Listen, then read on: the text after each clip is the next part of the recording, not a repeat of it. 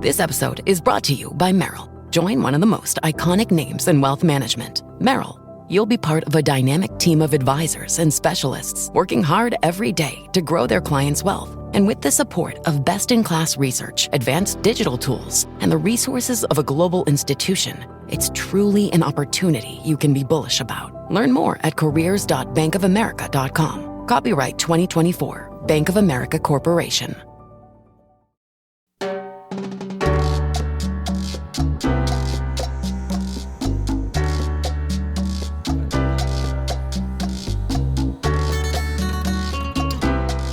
This is Find Your Dream Job, the podcast that helps you get hired, have the career you want, and make a difference in life. I'm your host, Mac Pritchard. I'm also the founder of Mac's List. It's a job board in the Pacific Northwest that helps you find a fulfilling career. Every Wednesday, I talk to a different expert about the tools you need to get the work you want. Looking for work takes time and energy, and along the way, there'll be highs and lows. Leigha May is here to talk about how to avoid job search fatigue. She's a career coach for high-achieving professionals. Leigha helps you earn more money, get promoted, and manage job transitions. She joins us from Portland, Oregon. Well, let's jump right into it, Leigha. What is job search fatigue?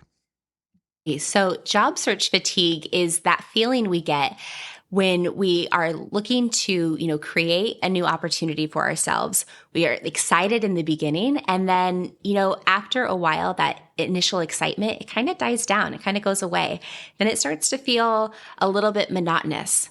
Then it starts to feel really tiring. And then the idea of even going after a new opportunity feels heavy. And that heaviness is what comes, from that extended process, and that process taking a lot of time, or, maybe just not getting the traction. So it's that feeling that we have, when we aren't getting the traction we want, but the effort keeps, going in. And that is how I would define job search fatigue. So monotony, heaviness, any other warning signs that you might be experiencing job search fatigue? I think that feeling of dread, right? That feeling of, I need to go on LinkedIn again. I need to pull up the job boards again today. Just that, kind of a feeling. What happens when you have those feelings, monotony, dread, heaviness? How does that affect your job search? Well, just like anything, if you have to force yourself to do it, if you have to face resistance to push through, you're not likely to show up in the same way. So you're going to show up less confidently. You're probably going to show up less consistently as well. So your overall performance in the job search is going to decline when your feelings are so heavy. And how does this happen, Leigha? Is it a factor of time? The longer you look, the more likely you are to experience job search fatigue, or are there other things going on that cause it? I think there are a few things. Certainly, I think the amount of time absolutely plays into it. Also, the amount of time you go without having positive traction. So if the job market is feeling more intense, it's harder to get those interviews and those first recruiting calls coming in. If you're just feeling like you're putting your resume into a black hole, the longer you experience that, the more likely you are to feel that fatigue. And does this happen to everybody, or is it just a smaller group of job seekers? I will say the majority of folks that I have worked with have experienced it. So I would say at least 75% of folks that I talk to are feeling this on a regular basis. Well, let's talk about how to prevent this, Leigha. And you've got some practical steps you take your clients through. One of them is to get clear about your intention, to set an intention for your job search. Tell us more about this. What do you have in mind? Yeah. So setting attention, I think, is the number one thing you can do to avoid the fatigue. And what I often chat with my clients about when I ask, what are the actions that you're taking? So many of them are starting a job search, and then they get distracted or they put it on the back burner. And then a week or two later, they come back and they'll apply for a couple of jobs and they'll step away. And it is that lack of intention, it's that lack of consistency that really creates the fatigue, because suddenly it feels like you've been looking for a job for 2 months when maybe the actions have only been a couple weeks worth of effort. So having an intention, I think about it as, we're going to train for a marathon. So we can't just work out here or there or sometimes. We really have to know, where are we going? Plug in that GPS. What's the intention? When you have a goal, the brain is much more likely to get excited for a challenge if it knows where it's going. Without that, we just kind of aimlessly wander. We, do the dreaded doom scrolling online, and it just starts to get that heavy feeling that we talked about. Many candidates will struggle with setting a goal. In your work with job seekers, what's your best advice for how to get clear about your job search goal? Well, I think you need to be really honest about, what is your sense of urgency? Are you curious about a new opportunity, or do you need a new job by the end of the year? So I would think in terms of timeline. What's the sense of urgency? And then what's my intention? Is my goal this week to connect with 3 people to learn about this industry or this pivot? Or is my goal this week to land, my first interview so I can start prepping for how I speak about myself and how I pitch myself in that interview? So creating a tangible intention, not just, applying to X amount of jobs, but really, what is the outcome that I'm looking for? Your brain's going to get a lot more curious about how to solve for that when there's something tangible it can work towards. You mentioned a timeline. What is a reasonable timeline for somebody who's doing a job search? Does it depend on where you are in your career? Should you expect to take less time starting out in your career, more time to find your next job, perhaps mid-career or further along? What's been your experience? Really great question. I think it depends on a few different things. The first is, how open-minded are you? Are you open to a variety of things, or is there a very specific title, a very specific salary requirement, and a very specific industry? The more specific, it may take a little bit longer, but also your search, your efforts can be more pointed. So I would say in general, 6 to 8 weeks is the minimum standard. The job market can be a little bit more intense from time to time. So I think depending on how stringent your requirements are. And then, of course, location. Are you able to work from home? Are you open to hybrid? Are you in a major metro? Those things will all play into it as well. But I would say 6 to 8 weeks is kind of the minimum time you should expect. And that's if you're really doing the paces, if you're setting the intention and doing the other steps we'll talk about today as well. And talk more about those specific steps that you recommend people do, because I'm sure we all know candidates are out there, and they engage in a lot of activities, and it's well-intentioned. They send out a certain number of resumes every day or do easy applies. How do you sort out, in setting your intention, which activities are going to be most effective and get you the results you want as quickly as possible? So I would really encourage focus on specifically the action creating results. So does this action create a direct result? Things that won't do that, revamping my resume for the 10th time is not going to create a result for me that day.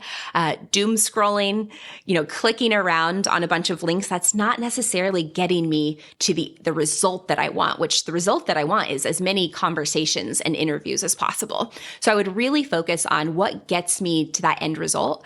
So I'm going to recommend that folks are networking, that you're talking to real humans as much as possible, whether that's your warm connections that you personally know, friends of friends or colleagues. You're asking for those connections, even cold reach outs. But can we talk to humans, and can we avoid the easy applies?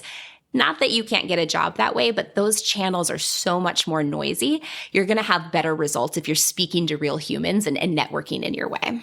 And why is that, Leigha? Why have you found that candidates who focus on talking to humans and going out and networking and having those conversations get better results? Absolutely. At the end of the day, folks want to work with great people. And how do I find who's a great person, who's skilled, who's talented? Well, the people that I see, the people that I talk to and meet, I have rapport with them. I've met them. I've heard them communicate. I've learned about their skill set. So I have direct experience if I'm having a conversation with a human. Now, as a former recruiter, if I'm just clicking through a bunch of online resumes, I have no context for who these folks are. And the sheer volume, I would post a job and within a couple of days have 500 applicants.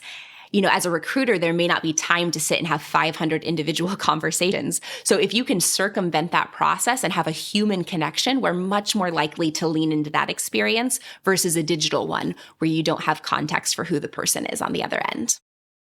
Terrific. We're going to take a break. Stay with us. When we come back, Leigha May will continue to share her advice on how to avoid job search fatigue.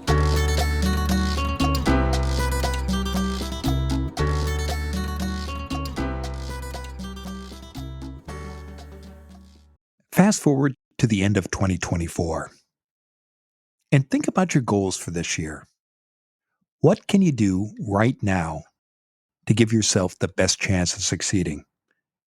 If you want to learn a new language, you should get Babbel. Babbel's quick 10-minute lessons are handcrafted by more than 200 language experts to help you start speaking a new language in as little as 3 weeks. I'm using Babbel right now to get ready for a trip to Germany with my wife, Chris, to visit the Christmas markets there. Even if you don't have an upcoming trip of your own, you can still learn a new language. Here's a special limited time deal for our listeners. Get up to 60% off your Babbel subscription, but only for our listeners at babbel.com/dreamjob. Rules and restrictions may apply.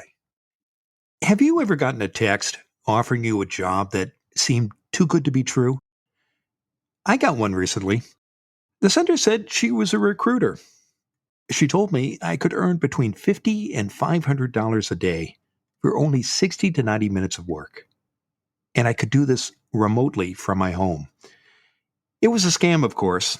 Scammers use messages like this to get your financial information and fleece you of your hard-earned money.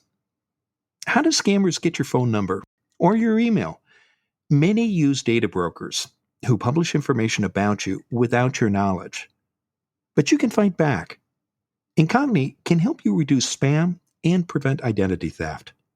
Incogni reaches out to data brokers for you, requests removal of your personal data, and deals with any objections.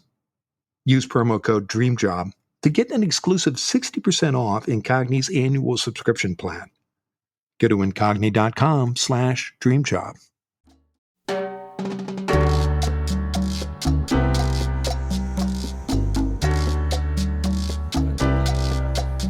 We're back in the Maximus studio. I'm talking with Leigha May. She's a career coach for high-achieving professionals. Leigha helps you earn more money, get promoted, and manage job transitions. She joins us from Portland, Oregon. Leigha, before the break, we were talking about how to avoid job search fatigue, and one of your first tips was to set an intention for your job search and to pay attention to networking and having clear goals and looking at how you manage your time and doing it in a way that is going to produce the most results. A second tip you have for avoiding job search fatigue is to pay attention to mindset. Tell us more about mindset. Leigha, what is it and exactly, and how does it help you avoid exhaustion when you're looking for work? I think mindset is everything in life in general, but especially when we start talking about the job search and the job search fatigue. How you choose to think about something creates your experience. And I'm going to give you a really unrelated example. If we both looked outside right now, Mac, and we saw that it was pouring rain, one of us gets really excited. Oh, I love rain. I wanted to have a cozy day and this is amazing. And then the other one says, oh, everything is doomed, right? I was going to run errands today. I don't like driving in the rain. This is an awful day. Well, the circumstance is the same. It's raining for both of us. But the way that we choose to think about the rain will create a really different reality in these two examples. One of us is going to have a great day. One of us is already off to the races in a negative way. So how we choose to think about the job search, this is not the most exciting process for a lot of people. But if you lean into this in a begrudging way, if you are dreading it, if you are frustrated by it, if your inner self-talk is negative, you're going to have a really negative experience. And as we just talked, this may take at least 6 to 8 weeks. Can you imagine setting yourself up for, the drudgery, having that like heavy feeling for 6 to 8 weeks? That sounds like an awful experience. So mindset is the thing that we can control. You can't control how many interview requests you're going to get. You can't control whether or not you're going to hear back from this or that job, but you can control how you choose to show up and engage with this process. So that's the benefit of choosing a positive mindset. But how do you do that, Leigha? How do you look out the window when it's raining and see the opportunities and focus on those? What has worked with the people you've worked with? So I think to start, just be honest about it. If this feels like a heavy process, how can I make it feel less heavy? So the goal isn't, we don't have to get fully to positive, but can we at least get to neutral? Instead of sitting and, doom scrolling on your computer, again, because I have that intention, I'm going to go in for 15 minutes. I'm going to see what new job opportunities are there. I'm going to apply, or I'm going to reach out to my network. And then I'm going to close out the tab and I'm going to go do something fun. Right? So we've set an intention, we've time bound it, and we've just chosen, I'm going to go in, I'm going to do what I need to do, and I'm going to get out. So that's me proactively managing my mindset. If I allow myself to doom scroll, if I allow my negative thoughts to spiral, again, it's a very different experience. So managing yourself, setting up parameters can be really helpful when you're working towards a positive or even just a neutral mindset. So having a specific to-do list for how you're going to move ahead in your job search can help you both create and maintain a positive mindset. Any tips, Leigha, for how to build that list and how much activity you should do on a regular basis in order not only to get the job you want, but to create that positive mindset that's going to help you get there? Yeah, absolutely. And I think it depends a little bit on how much time you have to give. But I would really think about, going back to your sense of urgency. Am I casually looking to learn about a new industry, or do I need a job by the end of the year? So that's going to set up how much action I go for. I like to work in bursts. So I'm going to give myself, an hour, and I'm going to gamify this. How many applications can I get out? How many folks can I talk to? Really setting a goal. When I'm working with clients, I'd love to have them applying, but very quickly, let me get my applications out. I'd rather them have their time spent networking and having those real conversations. So depending on what your schedule allows, for my clients, I recommend no less than 3 networking chats a week. So if I need 3 people to say yes, I might need to reach out to 10 people. If those 10 people aren't getting back to me, I'm going to go for another 10. So again, kind of gamifying it, giving yourself tangible goals can be really helpful. And it also helps with the mindset when you see the balls moving, when you see traction actually coming in the way of informational interviews or coffee chats, that can be really helpful to your mindset to actually be connecting with real folks instead of just staring at the screen. You're going to hear no fairly frequently during a job search. You're not going to get every job you apply for, and not everyone you reach out to for an informational interview is going to say yes. What's your best advice, Leigha, for handling those no's and that rejection in order to maintain a positive mindset and get the job you want? So it's reframing no's as part of the process. As you mentioned, we're going to get far more no's. We only need one job, right? So we don't need, 10 job offers, but it would be nice to choose from a few. To get a few job offers, you're going to get dozens, if not, even more no's. So I like to reframe them as every no is a step in the right direction. One of my first coaches, when I was getting started, asked me, I want you to go out and collect 100 no's. And most of us are just working towards the yes. But if you think about it, let me collect no's, let me tally on my board. Every time I get a no, I want to high five myself and I want to say that is me putting in the effort to create the path to a yes. Every no is one step closer to a yes. So we've got to reframe this and just welcome it as part of the process. You're absolutely going to get a ton of no's. So is the person next to you and the person next to them. It's just part of it. So if we can take the heaviness and the rejection out of a no, it's like high five, did it again, got another no today. Let's keep going. Let's see if we can get another one. Let's see how many no's does it take to get to a yes. A third way you recommend for avoiding job search fatigue is to do something every day. You've talked about this a little bit, Leigha, when you talked about setting intentions, making sure that you identify tasks that you're going to do, and then committing to a schedule and gamifying your activities. But in general, why does doing something every day help you avoid job search fatigue?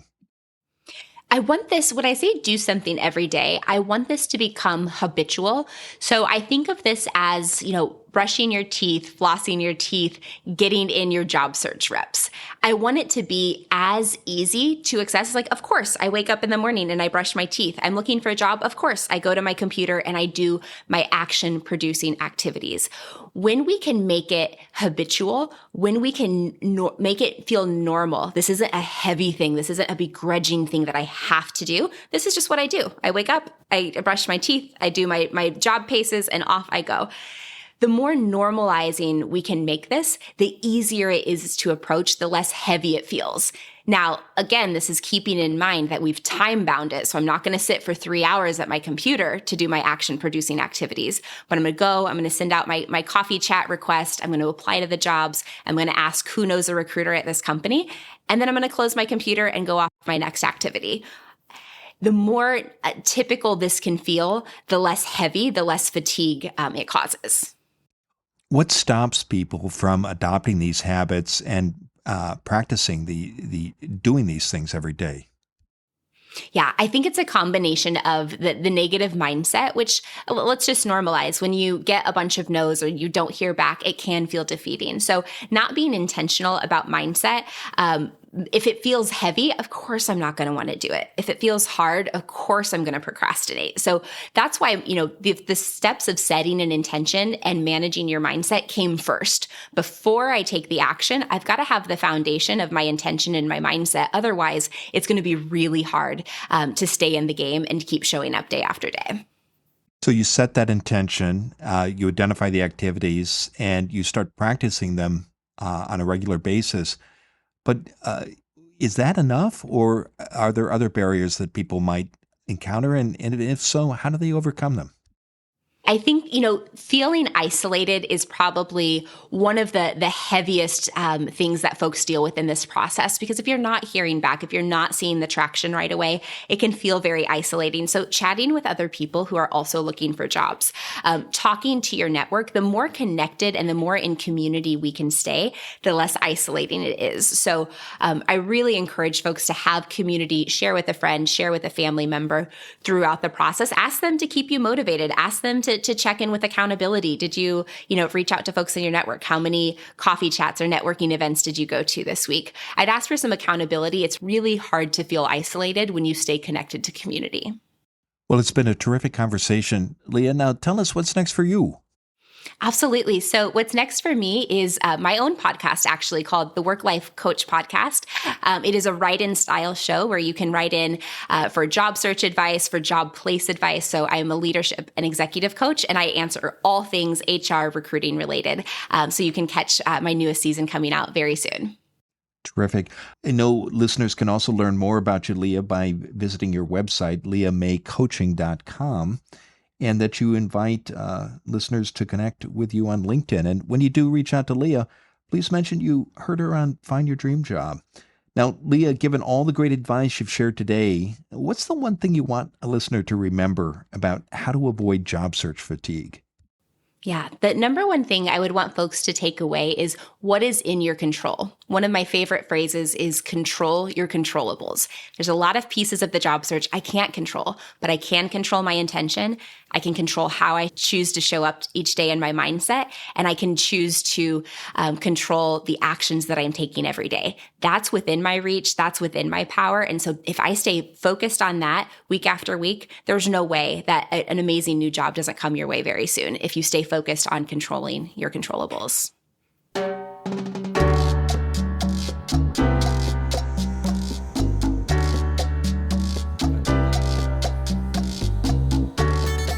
Next week, our guest will be Ruthie Ditzler. She's part of the Talent Career Coaching team. Ruthie helps you navigate a job search or a career pivot with more confidence and less stress. As we heard today, every job search has its ups and downs. And how you handle the low moments makes a big difference in your career, too.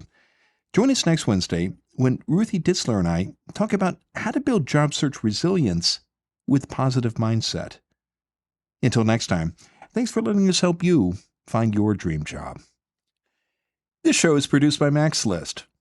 Susan Thornton Hoff schedules our guests and writes our newsletter. Lisa Kislenberry Anderson manages our social media. Our sound engineer and editor is Matt Fiorillo. Dawn Moll creates our transcripts, and our music is by Freddie Trujillo. This is Mac Pritchard. See you next week.